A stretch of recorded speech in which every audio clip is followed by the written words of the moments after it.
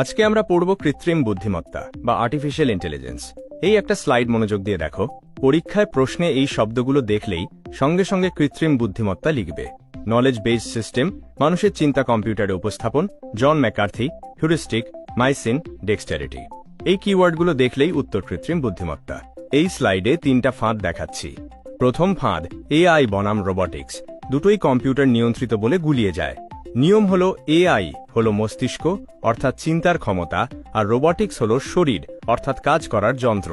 দ্বিতীয় ফাঁদ এআই বনাম এক্সপার্ট সিস্টেম। এক্সপার্ট সিস্টেম আসলে এআই এরই একটি অংশ, তাই প্রশ্নে কোনটা জিজ্ঞেস করছে সেটা ভালো করে পড়তে হবে। তৃতীয় ফাঁদ হিউরিস্টিক। ট্রায়াল ও স্টোর্ড দেখলে বিভ্রান্তি হয়। মনে রাখো, শুধু চিন্তা করার ক্ষমতা মানেই হিউরিস্টিক।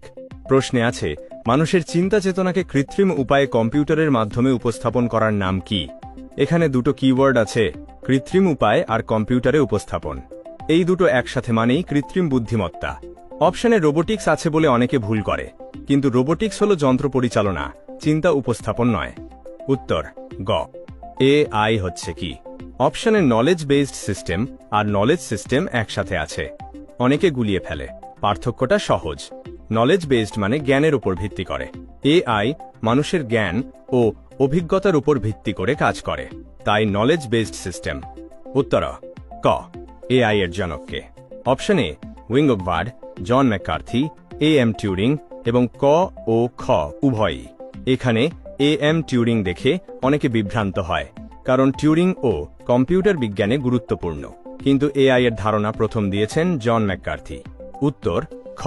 মানুষের চিন্তা করার ক্ষমতাকে কি বলে? অপশনে হিউরিস্টিক, ট্রায়াল, স্টোর্ড, প্রসেসর। এগুলো দেখে কনফিউজ হওয়ার কিছু নেই। মনে রাখো শুধু একটা কথা, মানুষের চিন্তার ক্ষমতা মানেই হিউরিস্টিক। বাকি তিনটা কম্পিউটারের সাথে সম্পর্কিত শব্দ। উত্তর ক। মাইসিন কোন প্রকৃতির কৃত্রিম ব্যবস্থা? মাইসিন শব্দটা দেখলে অনেকে ভাবে এটা ওষুধের নাম, কিন্তু মাইসিন হলো একটা এক্সপার্ট সিস্টেম যেটা চিকিৎসায় রোগ নির্ণয় করতে সাহায্য করে, তাই উত্তর গ। চিকিৎসা। রোবোটিক্স গ্রুপভুক্ত এআই কোনটি? অপশনে dexterity, speech recognition, fuzzy intelligent agent. এখানে একটু জেনে রাখো, এআই কে কয়েকটি গ্রুপে ভাগ করা হয়। রোবোটিক্স গ্রুপে পড়ে ডেক্সটারিটি অর্থাৎ হাতের দক্ষতা, কারণ রোবটকে হাত দিয়ে কাজ করাতে এটা ব্যবহার হয়। উত্তর ক। এটা একটু ভিন্নধর্মী প্রশ্ন। জিজ্ঞেস করছে কৃত্রিম বুদ্ধিমত্তার জন্য কম্পিউটারের চিন্তাভাবনা কিসের ক্ষেত্রে হয়? অপশনে কম্পিউটার, সফটওয়্যার, মানুষ, বুদ্ধিমান। এআই এর মূল লক্ষ্য হল কম্পিউটারকে বুদ্ধিমান করা, তাই বুদ্ধিমানের ক্ষেত্রে কম্পিউটার চিন্তাভাবনা করে। উত্তর ঘ। এটা বিভ্রান্তিকর প্রশ্ন। রোবোটিক ডিজাইন, সংগঠন, নিয়ন্ত্রণ, পরিচালনা, এটা কোন প্রযুক্তি? অনেকে এআই বেছে নেয় কারণ রোবোটিক্সে এআই ব্যবহার হয়, কিন্তু প্রশ্নে ডিজাইন, সংগঠন, নিয়ন্ত্রণ, পরিচালনার কথা আছে।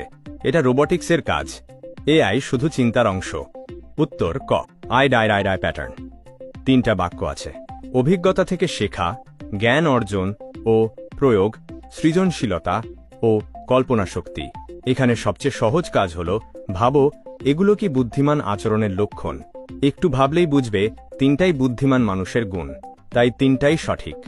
উত্তর ঘ। পরীক্ষার আগের রাতে এই একটা স্লাইড দেখবে।